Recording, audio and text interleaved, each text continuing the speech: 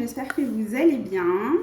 Une petite vidéo en fait, parce que ça fait un petit temps du coup qu'on ne s'était pas vu, que j'avais pas posté de vidéo. Je peux donner des nouvelles et puis plus globalement faire un point. Où est-ce que j'en suis? Vous n'avez pas eu de nouvelles de ma part pendant un petit temps, il s'est passé beaucoup de choses. Et j'ai aussi pris le temps parce que je voulais pas m'exprimer à chaud.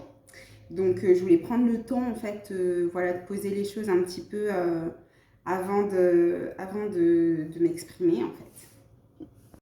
Du coup, je reprends. En fait, ce qui s'est passé, il y a un an, le contexte a changé politiquement sur Grenoble. En interne, donc, je vous explique la situation globalement, sachant que les explications que je vais vous donner sont mon point de vue, ma vérité. Je vous parle depuis moi-même, Maud, et je n'avais pas et je n'ai toujours pas toutes les informations. Peut-être que je les aurai jamais. Donc voilà, que je reprenne depuis le début. Ce qui m'a amenée à faire de la politique, initialement à la base, c'est la lutte contre les discriminations de manière générale et plus particulièrement l'antiracisme. C'est la raison de mon implication politique. J'ai commencé à m'impliquer en politique, j'avais 17 ans.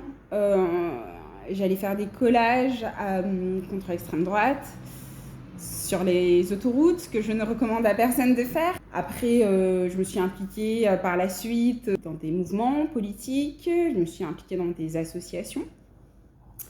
Mais dans tous les cas, la raison première de mon engagement, ça a été l'antiracisme, la lutte contre les discriminations. Et c'est quelque chose qui a suivi en fait tout le long de mon parcours, puisque quand j'ai choisi mon parti politique, ça a été une raison fondamentale de mon choix, de voir comment les différents mouvements se positionnaient par rapport à cette question. La question de la lutte contre les discriminations et plus particulièrement de l'antiracisme, vous l'aurez compris. Quand je me suis impliquée dans les associations, c'était des associations de lutte contre les discriminations. Je me suis notamment impliquée au MRAP, qui est le mouvement contre le racisme et pour l'amitié entre les peuples. Le concept de toute façon du MRAP, qui est une association historique et assez ancienne et reconnue sur les discriminations. Désolée, il y a du bruit, il y a le tram qui passe. Ancienne et reconnue sur les discriminations, c'est de travailler de manière globale. Donc, pas uniquement sur la question du racisme, mais ça peut être de la grossophobie, ça peut être... c'était aussi l'égalité des genres. Voilà, donc c'était vraiment une lutte contre les discriminations de manière globale. Et la raison pour laquelle je me suis approchée de cette association en particulier, c'était aussi pour cette vision globale que je trouve pertinente et intéressante, puisque pour moi, les rapports de domination, quels qu'ils soient, finalement, c'est le même procédé qui mène aux discriminations et au racisme par la suite, mais c'est les mêmes procédés qu'on peut retrouver, c'est ma vision, que l'on peut retrouver sur l'égalité des genres ou sur d'autres discriminations. C'est un rapport de domination. Donc, voilà. Donc, c'est la raison pour laquelle je voulais être dans une association qui gère les discriminations de manière globale et pas uniquement une seule discrimination, car pour moi, derrière, le principe est le même. Cela étant dit, je sais d'où je parle en tant que... et je sais quelle est mon expérience. Je suis une femme, je suis racisée et c'est sûr que du coup, c'est des points d'attention que j'ai particulièrement. Voilà, donc ça c'était juste pour vous donner un peu de contexte sur mon parcours. Donc du coup voilà, en termes de contexte, de ce qui m'a amenée à m'intéresser à la politique, sachant que je fais un point tout de suite, je suis actuellement toujours conseillère municipale à la ville de Grenoble et pour le moment toujours dans la majorité verte et humaniste. En fait, il y a un an, il y a une décision qui a été prise sur la délégation égalité des droits. Qui s'appelle délégation égalité des droits, mais globalement c'est la délégation de lutte contre les discriminations. D'accord ? Donc je fais un petit retour au début du mandat aussi. À la base, on avait une personne à la délégation égalité des droits qui est partie pour des raisons qui lui appartiennent. Elle s'exprimait publiquement sur le sujet, donc vous pourrez retrouver le pourquoi du comment et je vous laisserai juger. Mais voilà.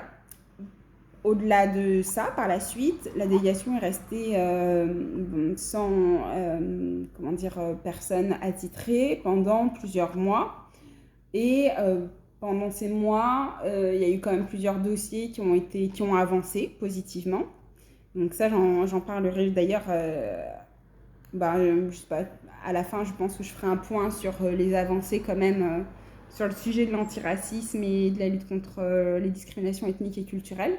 Voilà. Et il y a du coup maintenant 1 an à peu près, il y a une décision qui a été prise sur à qui allait être confiée la délégation égalité des droits, donc lutte contre les discriminations. Donc il faut savoir, comme je l'ai expliqué, que moi mon parcours politique il a été marqué par ce sujet-là et par ces batailles-là. La délégation était disponible et j'ai clairement exprimé que c'était une délégation qui m'intéressait, sur laquelle j'aurais vraiment voulu être.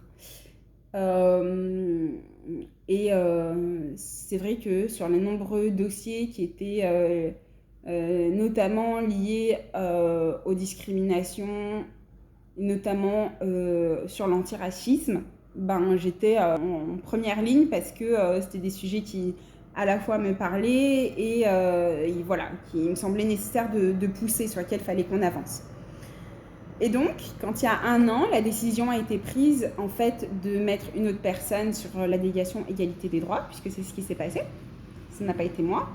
J'ai eu du mal à comprendre cette décision. En fait, pourquoi pour moi ça a constitué un blocage, le fait que cette délégation ne m'ait pas été confiée. Parce que autant je dis pas que je suis experte sur toutes les dimensions des discriminations de manière générale, parce que du coup les discriminations, il y en a un certain nombre. Il y a l'agisme, le handicap bien sûr physique et psychique, les discriminations par rapport au genre, et il y a un certain nombre de discriminations qui sont liées et qui reviennent par rapport à la couleur de peau ou par rapport à une ethnie réelle ou supposée, je crois que c'est comme ça qu'il l'indique dans la liste officielle des discriminations par rapport à la religion, voilà. Donc il y a un certain nombre de discriminations quand même par rapport finalement à l'antiracisme, on va dire les choses très clairement.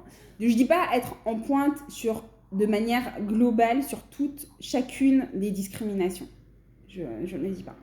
Cela étant dit, dans l'équipe municipale qui est composée, et avec tout le respect que j'ai d'ailleurs pour mes colistiers, pour chacun d'entre eux, cela étant dit, sur la question des discriminations, déjà, que ce soit en tant que femme et en tant que personne racisée, en termes d'expérience, en termes de parcours sur la question, et en termes d'envie exprimée par ailleurs, puisque je l'avais clairement exprimée. Là, il y a eu une incompréhension. Comme je vous l'ai dit, du coup, c'est ce qui a motivé mon entrée en politique, que j'ai travaillé dans des associations qui étaient liées à cette question-là, la question des discriminations et des discriminations de manière globale, que j'avais fait des actions aussi plus précises sur l'antiracisme. C'est vrai que je suis notamment dans mon mouvement sur la question de l'antiracisme. Déjà, je pense que la première raison de choisir une personne, c'est ce parcours, c'est l'apport que la personne peut donner. Et ensuite, en termes de pondération politique, tout ça, ça c'était vraiment un argument qui ne vaut pas, puisqu'on est du même mouvement politique avec la personne qui a été choisie par la suite. Disclaimer, je n'ai aucun problème avec la personne qui a été choisie par la suite, et je pense qu'elle fera de son mieux qu'elle fera. Mais sur les raisons, pour moi, ça a bloqué. Je me suis clairement éloignée, j'ai clairement pris des distances. Parce que sur le papier, en termes d'expérience, pour moi, il n'y avait pas de... Il n'y avait pas d'explication factuelle qui explique que je ne sois pas, et avec mon envie et ma demande d'être sur cette délégation, que je ne sois pas choisie. C'était l'une des plus volontaires sur la question. Le fait de ne pas avoir été choisie, je n'ai pas compris pourquoi, et pour moi, je l'ai vécu comme le fait, Maud, que tu te positionnes autant sur la question de l'antiracisme, parce que je le je l'assume en fait, je me positionne sur la question de l'antiracisme également. Et ben ça a été un élément en fait qui a conduit à ce que je ne sois pas choisie pour cette délégation. On était aussi dans une période, voilà, il y avait une attaque forte de la part de la droite extrême et de l'extrême droite. Il y a eu un moment où à gauche aussi, ça a vacillé sur essayer de prouver que non, nous n'étions pas communautaristes ou je ne sais quoi d'autre. Et je pense que tout ce contexte-là a joué pour ne pas me nommer parce que ça aurait pu être perçu comme un signal de communautarisme ou autre. Ma vision, clairement, elle est intersectionnelle, elle est décoloniale, elle est antiraciste et je suis par ailleurs contre les discriminations de toutes formes, comme je vous l'ai expliqué tout à l'heure, qui pour moi reprennent des process qui derrière sont les mêmes. Mais voilà, apparemment la question de l'antiracisme pose un problème.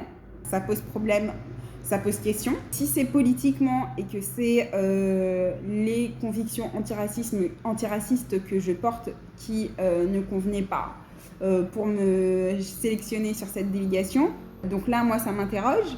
Et sur le concept en fait du groupe, de la gauche, sur notre vision, nos valeurs, où on va, qu'est-ce qui se passe. Donc ça a été la raison pour laquelle j'ai effectivement pris pas mal de distance cette dernière année pour pouvoir me préserver dans un premier temps. Et après process politiquement aussi la séquence qui s'était passée pour des raisons politiques et idéologiques, et ça me posait problème. Et il y avait aussi l'aspect qui m'a posé problème, il y avait aussi l'aspect symbolique, c'est-à-dire que je suis en contact avec quand même pas mal d'acteurs sur le terrain de la lutte contre les discriminations et aussi sur l'antiracisme bien sûr. Et du coup, quel est le message aussi qui leur est apporté à ces acteurs ? C'est-à-dire qu'on a des personnes qui sont politisées, qui sont en politique, qui ont un parcours, qui ont une expérience, qui ont une légitimité en fait. Et en fait non, on leur permet pas d'accéder à certaines responsabilités. Du coup, ça fonctionnait pas. En fait, ça fonctionne pas à titre individuel, mais ça fonctionne pas non plus en termes de message politique que je veux faire passer. Cette décision, elle ne passait pas. Pour moi, elle ne passait pas. Voilà, politiquement, idéologiquement, à titre individuel, elle ne passait pas. Pour tout vous dire, à l'heure actuelle, elle ne passe toujours pas. Et du coup, c'est la raison pour laquelle je ne suis pas aussi impliquée que je l'étais auparavant, les 2 premières années, dans tous les cas, dans mon mandat politique. Voilà, donc voilà ce qu'il s'est passé. Et après, je pense qu'il y a des choses à conscientiser de manière collective à gauche. Je pense que c'est même un sujet de la France, en fait, hein, de manière générale. Et que ce soit pour moi, que ce soit en termes de symboles, c'était vraiment pas OK. Et c'était pas acceptable, et donc je ne l'ai pas accepté, et donc je ne l'accepterai pas. Voilà. À cette étape, bon, il y a 2 options. C'est soit je m'en vais, soit il se passe quelque chose en interne, et on arrive à transformer ça et à faire en sorte qu'il y ait une évolution et d'en ressortir du positif. Du coup, le positif, entre guillemets, quand même, qui à ce jour en était ressorti. Après, peut-être que par la suite, il y aura aussi d'autres bonnes surprises, et c'est tout ce que je nous souhaite ou je leur souhaite. Dans tous les cas, je nous souhaite collectivement en tant que humains. Déjà, ce qui s'est passé de positif, c'est qu'il y a eu plusieurs échanges, voilà, comme je vous l'ai dit dans le groupe. Il y a eu notamment la question de la création d'une délégation spécifique à la promotion de la diversité. C'est une proposition que j'ai faite, qui a été refusée, donc ça c'est pas le plus positif, mais bon, au moins elle a été évoquée, et peut-être que, qui sait, c'est une délégation qui se concrétisera par la suite. Effectivement, on a la délégation égalité des droits, donc qui correspond à la délégation lutte contre les discriminations. Et au-delà de ça, à Grenoble, on a différentes délégations en parallèle, hein, donc voilà, qui fonctionnent en même temps que la délégation égalité des droits. On a la délégation... alors, il y a eu des renominations là dernièrement des délégations, mais globalement, on a une délégation au handicap, par exemple. Et on a une délégation... On avait une déviation pour les personnes âgées, donc il faudra retrouver les noms parce que là, dernièrement, ça a changé, puisqu'il y a eu des reconfigurations en termes de responsabilité. Mais voilà, ce qui montre en fait, dans tous les cas, qu'il est possible d'avoir une délégation égalité des droits et des sous-délégations pour les discriminations, pour des discriminations particulières, quand on sait qu'il y a un sujet, enfin des sujets qui sont nécessaires de faire avancer. Et c'est dans ce contexte-là que moi j'avais proposé la délégation promotion de la diversité, puisque comme le contexte et l'actualité nous rappellent assez régulièrement, c'est un sujet qui nécessite que l'on avance collectivement dessus. Voilà. Et à Grenoble, on n'est pas épargné par la nécessité d'avancer sur cette question. Et on m'a répondu que non, donc je ne sais pas pourquoi, ça a été refusé. À l'issue de ce temps de grève politique, qui était principalement par rapport à cette décision, et au traitement des questions d'antiracisme depuis le mandat qui était quasiment inexistant, à l'issue et durant, puisqu'il y avait des discussions, il y a eu des éléments qui ont été, des choses qui ont avancé, qui ont été mises en œuvre. On en verra sûrement les fruits dans quelques mois, puisque ça met du temps, parce que c'est la politique, mais il y a eu des avancées. Quelles sont-elles? Alors, il y a eu un groupe, j'en parle maintenant puisqu'il est officiellement terminé, donc maintenant j'en parle puisqu'apparemment avant c'était un secret, je ne sais pas pourquoi, mais demandez pas. Il y a un groupe de travail sur la question de l'antiracisme, un groupe d'élus de travail sur l'antiracisme qui a été créé. Et du coup, pendant plusieurs semaines, plusieurs mois, on s'est interrogé sur qu'est-ce qu'on pouvait rapidement mettre en place par rapport à l'antiracisme au niveau de Grenoble en termes de politique externe et en termes de politique interne. À l'issue, durant ce travail qui a duré plusieurs semaines, il y a eu plusieurs propositions qui ont été faites de la part de différents élus, suite à des recherches, etc. Et on est ressorti avec une trentaine de propositions. Sur ces 30 propositions, 10 ont été sélectionnées et seront présentées à la fin du mois d'août au reste du groupe global, puisque tous les élus ne faisaient pas partie de ce groupe de travail, donc au groupe de travail des élus globaux, pour pouvoir valider en fait ces 10 propositions. Donc 10 sur 30, un tiers, c'est pas beaucoup, c'est même pas la moitié en fait. Il aurait fallu qu'il y en ait plus qui passent, mais bon, on en est à un stade où chaque avancée, chaque pas est une victoire. Donc. Mais franchement, c'est vrai qu'il aurait fallu, il aurait fallu faire beaucoup plus. Au-delà de ça, il a été convenu d'avoir un plan de lutte contre le racisme qui soit établi par la ville de Grenoble. Parce qu'il faut savoir qu'à ce jour, en août 2023, début août 2023, nous n'avons pas de plan de lutte contre le racisme à la ville de Grenoble. C'est quelque chose qui n'est légalement pas obligatoire. Il est obligatoire d'avoir un rapport égalité femmes-hommes, voilà. Mais si on doit attendre qu'au niveau national, la lumière s'allume, les neurones connectent sur la nécessité d'avoir un plan de lutte contre le racisme obligatoire, on va attendre longtemps. Du coup, il faut y aller un peu de manière proactive. Donc, ce que j'avais indiqué à plusieurs reprises, c'était la nécessité d'avoir un plan de lutte contre le racisme à la ville de Grenoble, nos politiques internes et pareil, les politiques externes. Et du coup, ça a été a priori accepté. Donc, il y a un travail qui va être fait pour que l'on puisse avoir un plan de lutte contre le racisme à la ville de Grenoble. Donc, il y a aussi ces 10 mesures dont je vous ai parlé qui sont en cours de validation mais qui normalement devraient passer en touche du bois. Vous me direz si vous voulez des informations sur les 10 mesures en question. Ça peut être intéressant même pour les autres villes qui travaillent sur les questions de l'antiracisme et de la promotion de la diversité pour avoir des idées, des exemples sur ce qu'on a fait. Donc les 10 mesures et même les 30 mesures initiales, sachant qu'on avait fait des recherches un petit peu nous-mêmes sur ce qui se faisait dans le monde, dans d'autres pays, dans d'autres villes de France, dans d'autres villes d'Europe. Et aussi de nos apports personnels sur comment on pouvait améliorer les choses. C'est pas du tout exhaustif, mais c'est juste un premier pas et des quick wins un petit peu.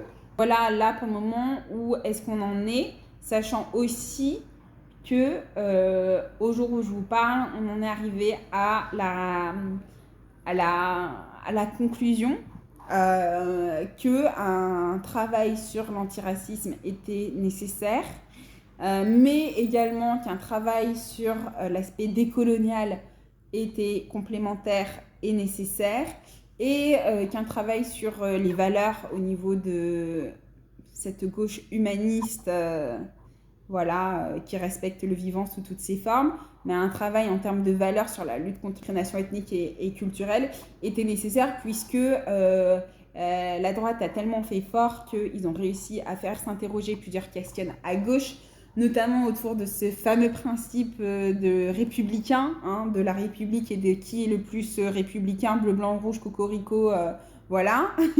Il faut prouver avec le sang, la veine et tout que maintenant t'es français toujours plus. Donc par rapport notamment à ces questions-là, il y a eu en fait des partis de la gauche qui ont vacillé, qui étaient plus sûrs de comment se positionner. Et donc par rapport à cela, il y a une grosse réflexion à avoir. Voilà où on en est à l'heure actuelle. Je vous avouerai que ça a été une phase qui était assez énergivore en fait, qui a nécessité pas mal d'énergie parce qu'en même temps j'ai envie d'aller au-delà de ma personne et de moi-même et de ce que j'ai vécu et de faire avancer autant que possible la cause. Et c'est la raison pour laquelle je suis toujours à l'heure actuelle, comme je vous le disais, conseillère municipale dans la majorité, tant que le contexte aussi s'y prête. Soit les alliés en fait pour pouvoir avancer et soutenir cette direction sont présents et on avance, soit ils ne le sont pas et on attendra un autre contexte, on créera d'autres contextes, opportunités et situations pour pouvoir avancer sur ces questions. Vous savez tout, vous savez pas tout, mais vous savez beaucoup. Mais c'était important pour moi de faire cette vidéo parce que justement il y a des choses qui vont ressortir et je voulais que tout le monde sache que voilà, quel avait été le coup pour que des choses positives puissent en ressortir. On grandit collectivement, on a aussi une histoire coloniale, c'est pour ça que c'est important de travailler aussi sur cette dimension coloniale parce qu'on a un inconscient historique de rapports de domination, on a un inconscient avec certaines populations, avec certaines... voilà, donc il y a tout ça aussi derrière et qui jonche nos rapports sociaux de tous les jours. Donc, et c'est des choses qu'il faut qu'on continue de travailler. Je vous souhaite une bonne fin de journée, une journée pleine de vivre ensemble, pleine de diversité, pleine de compréhension, de tolérance, pleine d'amour, pleine d'ouverture d'esprit, de questionnement et voilà, d'avancer collective et il n'y a pas de petite bataille, tout permet d'avancer. Voilà, chacun met sa pierre à l'édifice. Chacun à son endroit, chacun à sa manière, mais voilà, je pense que ça permet d'avancer collectivement et je l'espère dans une direction d'un futur souhaitable pour tous et toutes.